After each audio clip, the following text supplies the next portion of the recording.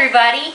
Today for our main dish I am making some cheesy beef and bean burritos. So right over here I've got some onions and green peppers sauteing in about 5 tablespoons of butter. Once those are nice and tender, you're going to add in about a 1/3 cup of flour. Stir that around. And then next I'm going to add in about 3 cups of beef broth.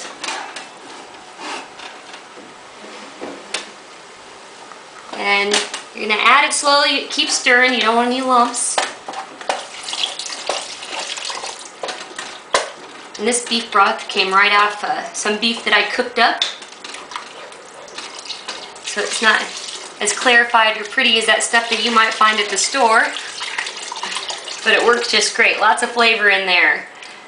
Alright, so you're going to bring this to a boil. We're going to cook for a minute or two until it comes to a boil and gets a little bit thicker. And I came up with this recipe while we're waiting for this to boil. I'll tell you a little bit about the recipe. I came up with this recipe a while back. I was on a long drive and I was talking to one of my girlfriends on the phone, and my Bluetooth, of course, with my hands free. Safety first, right? And we were talking about what would happen if we let our husbands go to the grocery store and do the shopping, and we were joking that we would both have a freezer full of pizzas and those little individual freezer burritos. And then she said, that's what you should come up with, a recipe for those little individual freezer burritos. And so that's how I came up with this recipe. So what we're going to do today is make a big pan of burritos to eat for dinner, and then I'm going to individually freeze about another dozen or so for my husband to take off to work so that he can have them for lunch.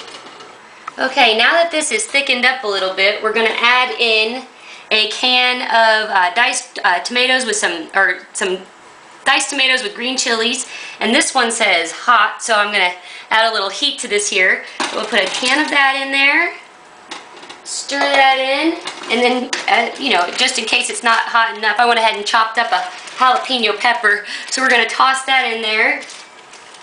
Make sure you take your antacid before you eat these burritos. And then also I'm going to stir in my spices. I've got chili powder and cumin, some garlic powder, and a little salt in here. So we're going to stir those spices in. Makes for a really nice, flavorful sauce. And we're just going to let that simmer for about 5 minutes. So you can go ahead and set your little timer here. And alright, once that sauce has been simmering for a little bit, we're going to stir in 1 block of Philadelphia cream cheese.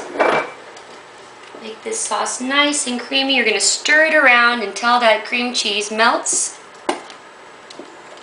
Okay, so get that melted, and then while that's melting, I want to talk real quick. This recipe takes 8 cups of shredded cooked beef, and what I've got here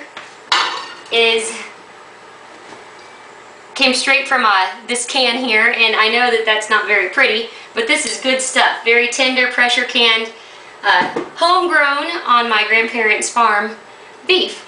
And but if you're going to make the beef for this recipe, I would recommend maybe using your slow cooker, your crock pot, or slow roasting it, or even pressure cooking it, because you want a really nice tender beef that's going to shred and fall apart really nicely. So we're going to go ahead and add in the beef to our sauce mixture there.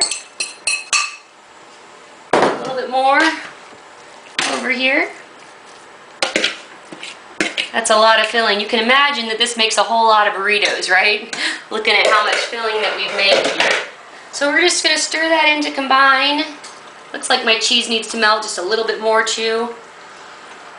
And you know, give it a good stir. Maybe even, you know, if you're making this at home, maybe use a bigger pot, because this is getting pretty close to the top here.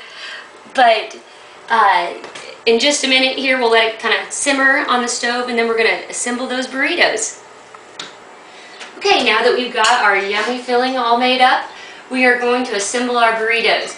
And I like some bean in my burritos, so all I did was open a can of refried beans, and I'm just going to eyeball it. I spread a little refried beans down there on the soft flour tortilla shell, and I accidentally picked up the wrong size tortilla shells here. So really for a burrito, it's better if they're a little bigger. They're nicer and easier to roll up, but these will do for today because I'm not running back to the store. Now I'm going to sprinkle on some shredded cheese. This is a shredded Mexican blend cheese. It's got Monterey Jack cheese in it. I like to sometimes just use Monterey Jack cheese or even pepper jack cheese. So spread on your cheese, and then you're going to put on a scoop of this beef filling. And just like you do with every other burrito, this one's no different. You just fold in the sides and roll it up nice and neat. And stick it in a casserole dish. We're going to make a whole casserole dish full of these. Alright, with our burritos all rolled up and put into our casserole dish, I'm just going to sprinkle a little bit more cheese over the top. So, hence the name Cheesy Beef and Bean Burritos, because we've got that Philadelphia cream cheese in the filling. We've got shredded cheese inside of our burritos, and then I sprinkled across the top with some more shredded cheese. And I'm just going to pop these in the oven for about 35 to 40 minutes till everything's heated through and the outside gets a nice little crisp on it and the cheese melts. And then dinner will be ready. So once our pan of our casserole dish is full of the burritos, we're going to go ahead. This makes such a huge amount of burritos that I like to, and I made the recipe that way on purpose so that it would make a lot of burritos so that I could freeze them ahead so that we could eat them anytime.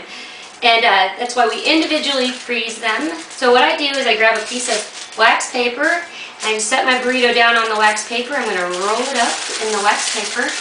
And then I've got a piece of aluminum foil here, and we roll it up in the aluminum foil and seal those ends really well. And then I have a label here, and I stick my label on. The label says Cheesy Beef and Bean Burritos, and it says remove foil because we all know what happens if someone forgets to remove the foil and pops this in the microwave. And you want to heat it in the microwave for 2 minutes and 30 seconds. You have to turn it once. And then what I do once I've made up a bunch of these is I stick them in a big gallon-sized freezer bag so they're all even protected more against freezer burn, because that's not my favorite flavor. And they're nice because you can just reach in and grab one out. My husband, we keep them in our garage freezer. He reaches in the freezer and grabs one out on the way to work, or takes the whole bag with him, and his coworkers steal them right out of the freezer. But really nice, handy little lunch or even a snack. Alright, so once our beef burritos come out of the oven and they're all cooked up and hot and gooey and delicious inside, our filling here. Alright, so I like to serve these up with a dollop of sour cream. Some sour cream on there. Let's make that 2 dollops.